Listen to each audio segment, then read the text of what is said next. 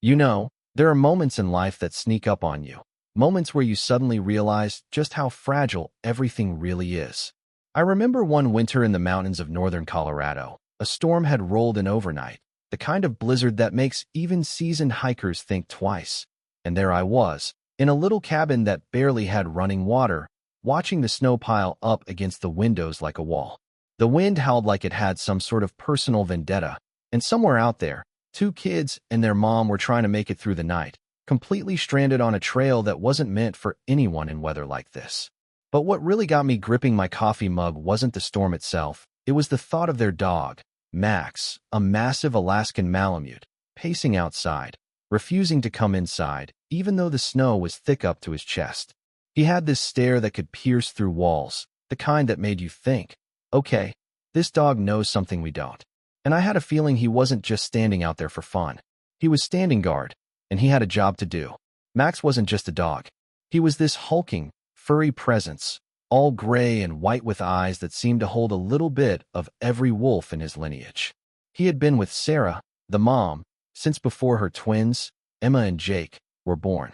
She had found him at a shelter when he was barely a year old, scrawny and clawing at life like he knew he deserved better, and from the moment he settled into her tiny home, he was family.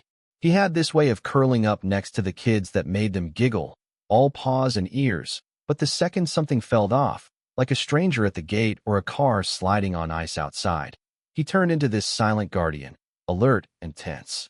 And I swear, you could almost see him calculating the danger, assessing it like a little general in fur. That morning, Sarah had set out with the twins for a quick supply run to the small general store down the mountain road. She had promised it would be quick, and normally it was, but the storm had snuck in faster than anyone expected. Within an hour, the light snow had turned into a whiteout, visibility dropping to almost nothing. The wind clawed at their jackets and hats, making every step feel like moving through cement. Sarah had tried to keep the twins calm, telling them stories and jokes, but even their small hands clinging to hers couldn't hide the fear in their eyes. And Max, running slightly ahead and slightly behind depending on the trail, kept glancing back, almost nudging them forward with a nudge of his nose or a bark that wasn't loud but carried weight, like he was saying, "Keep going. I've got you." Now, I'll tell you, the thing about wolves in that region is they tend to hunt in packs, and the cold makes them desperate. Hungry wolves smell vulnerability a mile away. And in a storm like that, with footprints hidden by the blowing snow, Sarah and the twins were basically invisible to anyone who wasn't looking very, very closely, which, as luck would have it, was exactly how trouble found them. There was a moment, Sarah later told me, when she felt the hairs on the back of her neck stand up. She had no idea what was coming, just a primal sense that something was watching. And then there were the sounds, low, guttural growls carried on the wind, and the crunch of snow as paws hit the ground. The kind of sound that makes you freeze, makes you question every step you're about to take. And at that exact moment, Max's stance shifted. His tail stiffened, his hackles rose, and there was this low rumble in his chest that told anyone paying attention that he wasn't going anywhere. Sarah froze, clutching Emma and Jake close, whispering, "It's okay, Max has got us." And I know, you might think, okay, it's just a dog. How much difference can one dog make against a pack of wolves? But Max, he was no ordinary dog. He had been through this kind of storm before, had chased away stray coyotes when he was younger, had this instinct that went beyond training or command. He looked like he weighed a ton, like a small bear ready to pounce. And yet there was this precision in every movement, every calculated shift of his paws. It was almost cinematic, the way he circled, positioning himself between the twins and the sound of approaching danger, his eyes never leaving the horizon. And I can only imagine what was going through Sarah's mind at that moment. Fear, disbelief, and, somehow, a strange comfort knowing that the dog she had raised from a pup was about to face down an entire pack if he had to.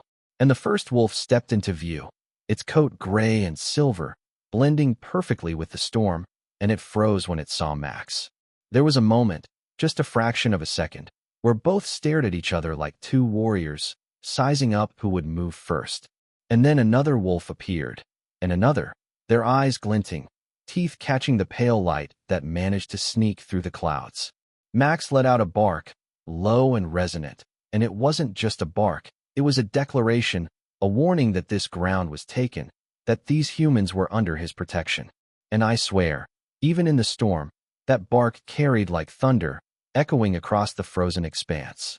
Sarah told me later that she felt tears freezing on her cheeks, not from the cold, though that was biting enough, but from the sheer courage she was witnessing. Max wasn't running. He wasn't hiding. He wasn't giving them a second thought.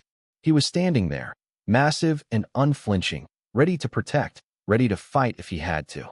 And the twins, they clung to her, wide-eyed, whispering, "Mom, he's going to fight the wolves, isn't he?" And Sarah had to smile through the panic, nodding, because yes, he absolutely would. He had to. At that moment, the storm seemed to slow down. The wind softened like the world was holding its breath, and Max's stance became almost ritualistic, circling, barking, then retreating slightly, forcing the wolves to think twice, keeping them at bay without actually engaging just yet. And it was clever. He knew he didn't have the numbers, but he had strategy, and he used the storm, the snow, the terrain to his advantage. He led the wolves away from the kids in subtle shifts, using his presence to protect them without drawing too much attention. It was almost like watching a chess game, except the pieces were alive and hungry, and one wrong move could have meant disaster.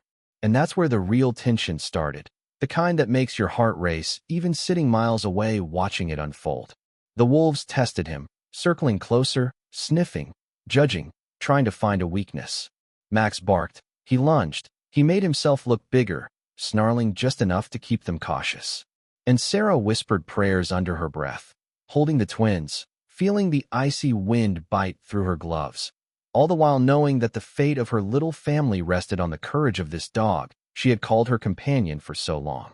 It was the kind of situation you only read about in books, the kind you never expect to live through, and yet here they were, 3 humans and a dog against nature and instinct itself. I could go on about how the snow whipped against their faces, how every step could have been a slip into tragedy, how Max's breathing became heavier, how his paws sank into the snow like anchors. But I want you to feel it, that blend of fear, awe, and trust that only comes in moments like this. Because by the time Sarah finally said, "Hold on, baby, he's got this," you could almost see Max nodding, acknowledging the weight of the responsibility, the bond that had been forged over years of walks, training, and love. And in that moment, the storm outside didn't matter so much anymore. The story wasn't just about snow or wolves. It was about loyalty, about instinct, about courage that transcends size or species. And just when the wolves thought they had the upper hand, Max shifted, circling again, putting himself in the perfect spot to make the next move, ready to strike if they came closer. And I'll tell you, even if I had been standing right there, I don't think I could have breathed. Because sometimes heroism isn't about glory, it's about standing your ground, about being willing to take the risk for someone you love. And in that storm, on that trail, Max was a hero in every sense of the word. And then it happened. The wind picked up again, sharper this time, and with it came the subtle crunch of paws, the kind of sound that makes your stomach twist even when you're safely tucked inside. Max stiffened, his ears flat against his head, hackles raised, and suddenly the entire dynamic shifted. The first wolf had edged closer, testing him, circling cautiously, its eyes locked on Max as if sizing him up. And that's when Max did something brilliant. He barked again, louder this time, more authoritative, almost a warning shot that said, "Step closer, and you'll regret it." But it wasn't just noise. There was strategy in it. He lunged forward and then darted to the side, using the snowbank as cover, forcing the wolves to follow him around, buying time for Sarah and the twins to inch along the trail, their footprints buried almost instantly by the swirling storm. Sarah whispered, almost to herself, "Go, go, we're almost," but her words were swallowed by the wind. The twins clung to her coat, little hands freezing against her arms, and Emma whimpered, "Mom, he's going to fight them." And I can hear Sarah's voice in my head, tense but trying to stay light. "He's not just going to fight them, sweetie. He's going to outsmart them." And you know, at that moment, it struck me how much trust she had in this dog, in his instincts, in the bond that had been forged over years of walks, play, and quiet companionship. The wolves were smart. They weren't just mindless predators. They tested, they circled, they tried to flank him, moving in and out of the shadows the storm threw across the trail. And Max, ever vigilant, adjusted constantly, darting forward, retreating, growling, barking, snapping at the snow just ahead of their noses to confuse them. It was almost like watching a dance, if the dance could kill you. Every move had weight, every hesitation a potential disaster. And all the while, Max kept glancing back at the kids, almost checking, almost reassuring them with his eyes. "I've got this. Just keep moving." Then one of the wolves lunged, faster than Sarah or the twins could react, teeth bared. Max met it head-on, his paws digging into the snow as he blocked the wolf's path, forcing it sideways. There was snarling, a blur of gray and white fur. Snow kicked up like tiny explosions in every direction. And I can only imagine what Sarah's mind was doing. Calculating escape routes, thinking of places to hide, but mostly holding her breath and trusting the dog she had known since before her kids could even speak. Emma whispered again, barely audible. He's like a superhero. And you know, in that storm, with the wind screaming around them, I think she might have been right. Max was more than a dog. He was a force of nature, a living shield, a guardian who refused to let fear dictate the outcome. The wolves retreated slightly, regrouping, testing the perimeter, and Max shifted again, circling, making sure they couldn't get close without thinking twice. And then, in the chaos of snow and wind, one of the twins slipped. Jake's little boots caught on an icy patch, and he fell forward. My heart would have stopped if I had been there. But Max was instantly there, barking sharply, nudging him upright with his massive nose, and stepping between him and the wolves like a furry wall. Sarah dropped to her knees to pull Jake closer, whispering, "You're okay. You're okay. He's got us." And in that frozen moment, the storm faded slightly in significance because you could see, crystal clear, that courage doesn't always roar. Sometimes it just stands there, massive, and refuses to back down. Then the real test came. The lead. Wolf, bigger and older, more scarred than the others, charged. Max met it in a blur of snow, teeth bared, growling with a force that echoed off the mountainsides. They circled each other, each paw placement measured, each breath visible in the icy air. And then, Max made a move that was pure instinct and bravery combined. He lunged, not to fight recklessly, but to push the wolf away from the path, toward a drift that made it slide and lose footing. The wolf snarled, regained balance, and lunged again, but Max was ready, retreating just enough to stay safe, while keeping the wolf distracted. It was like watching an epic battle scene, choreographed by nature itself, with stakes so high it made you want to close your eyes and hope for the best. Sarah kept moving forward, holding the twins close, letting Max take the lead.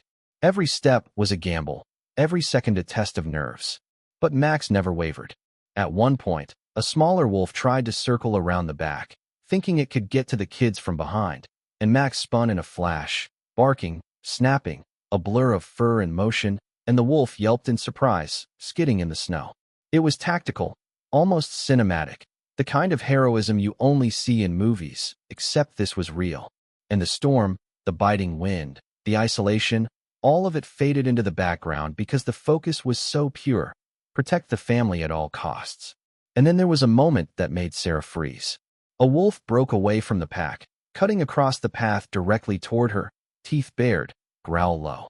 Emma screamed, Jake cried, and Sarah's mind went blank, just registering instinctively to shield her kids.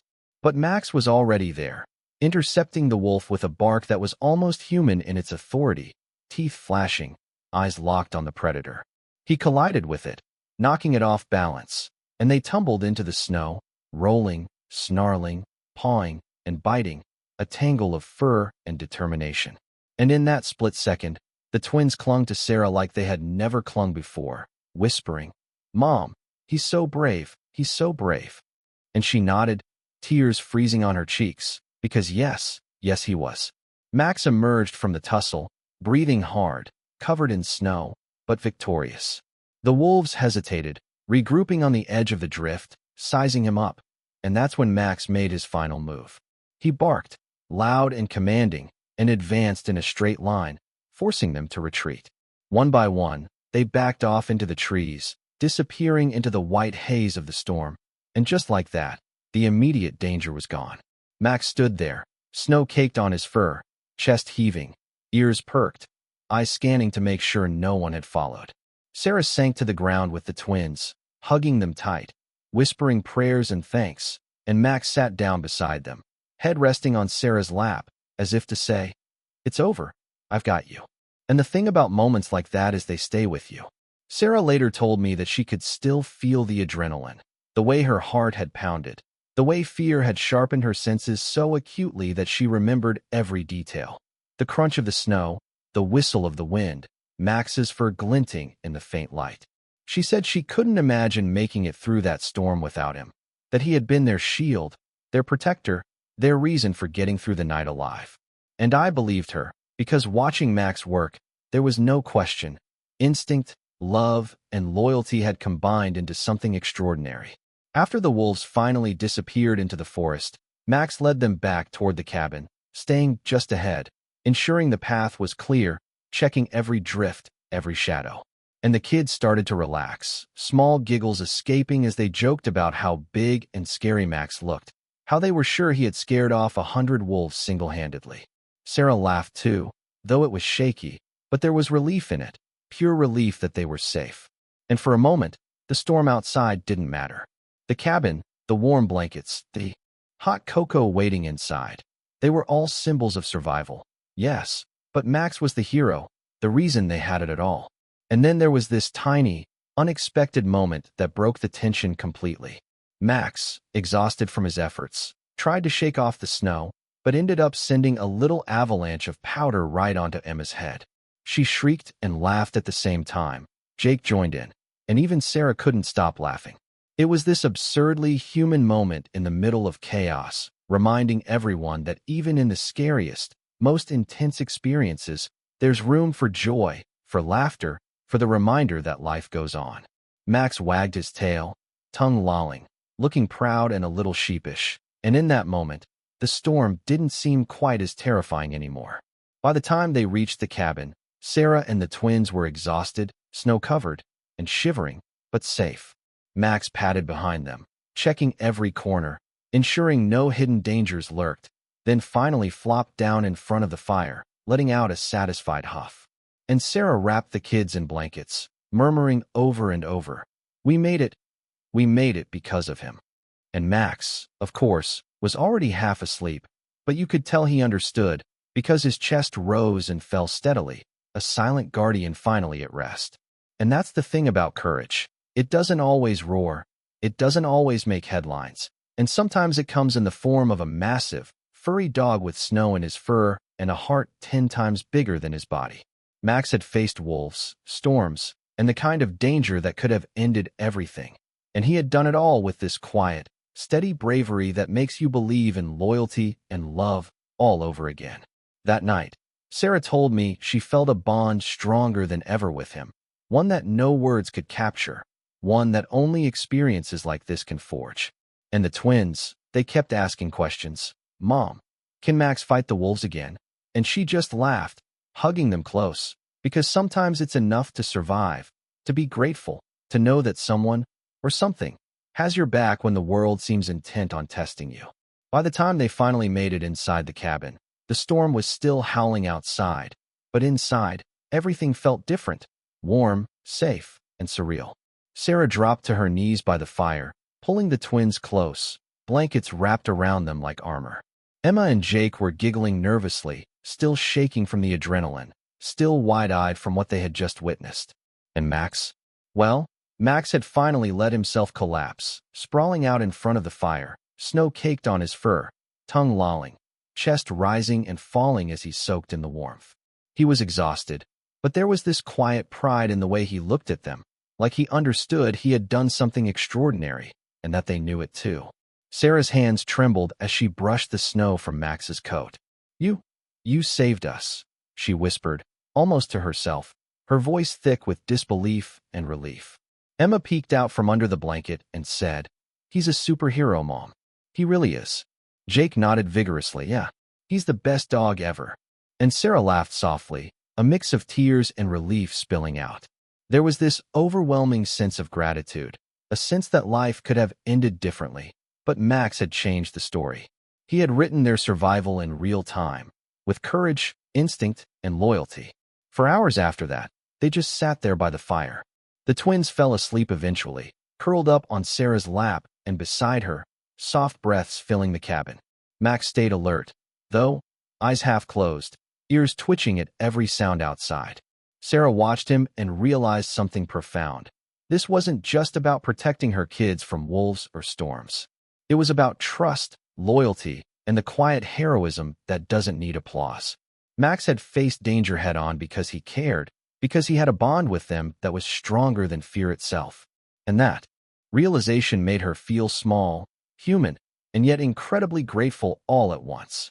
In the days that followed, the storm finally passed. The roads were cleared, neighbors checked in, and life slowly returned to normal. But for Sarah, the twins, and Max, normal felt different now. Every walk, every snow-covered trail, every quiet moment in the cabin reminded them of that night. The night a dog had fought a pack of wolves to protect them. Friends and neighbors came by, asking incredulously how they had survived, and Sarah would just smile and shrug, brushing snow off Max, saying, "We had some help. The best help, actually." And people would laugh, not realizing just how true that was. Sarah noticed little things, too. The way the twins kept looking at Max with awe, the way they'd mimic his little growls playfully during the day, the way she herself would glance at him and feel a mix of comfort and awe that she couldn't really put into words. Max had changed them all. He had taught them, without ever speaking, that bravery isn't about recklessness. It's about standing your ground, about protecting those you love, and about knowing when to act. It's quiet, sometimes invisible to everyone but the people, or kids, you love most. And for Max, life went on almost normally, except he was treated with a little more reverence in the cabin. Extra pats, extra treats, more blankets, and Sarah always keeping a watchful eye, not because he needed it, but because she realized the bond they shared was sacred. One day, when she watched him curl up next to the twins as they napped, snow melting from his coat, she whispered, "You're amazing, Max. I don't know how to ever thank you." And he looked up at her, tail flicking lazily, eyes calm and steady, like he already knew he didn't need thanks. He had done it for them. He had always done it for them. It wasn't just about survival anymore. It was about understanding what loyalty really meant. That night in the storm, when everything seemed lost, Max had chosen them. And in choosing them, he had reminded Sarah of something she had almost forgotten. That love, courage, and instinct can be far more powerful than fear. He had taught her children a lesson they would carry forever without ever needing words. That bravery sometimes comes with fur and four paws. That protection doesn't require applause. And that family is worth facing even the darkest, coldest night. Looking back, Sarah often thinks about how close they came to disaster, how fragile life can be, and yet how powerful a single act of courage can feel. She tells the story to friends, to family, and sometimes just to herself, sitting by the fire with Max at her feet, kids playing quietly nearby. And she always emphasizes the same thing. That moment didn't just happen because of luck. It happened because Max was brave, loyal, and willing to risk everything for them. And that's a lesson she wants the world to hear. The twins ask her sometimes, "Mom, will Max always protect us?" And she smiles, heart full, and says, "He will. He already has, and he always will."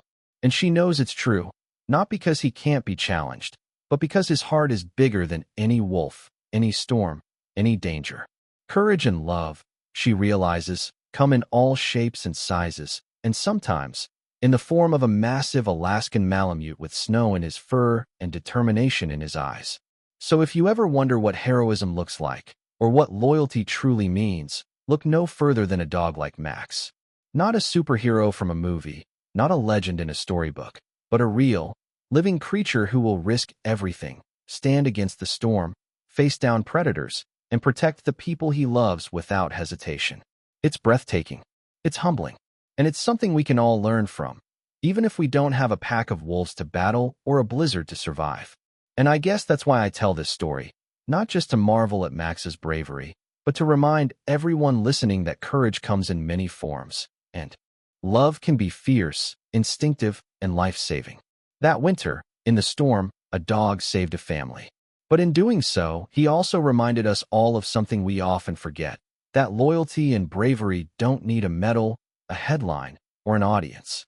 Sometimes, they just need a heart willing to stand tall when it matters most. So, what would you do if you were in Sarah's shoes? Or in that frozen, terrifying trail with a pack of wolves circling your family? Could you trust someone else with your life? Or maybe, just maybe, it's not about you. It's about recognizing the quiet courage all around us, the kind we walk past every day. Take a moment, think about it, and maybe share your thoughts below. Tell me about the bravest thing you've ever witnessed, or the time someone, or something, went above and beyond to protect the ones they loved. Because stories like Max's don't just happen to be told, they happen to be felt. And when we share them, the courage grows, the love spreads, and the world seems just a little bit braver.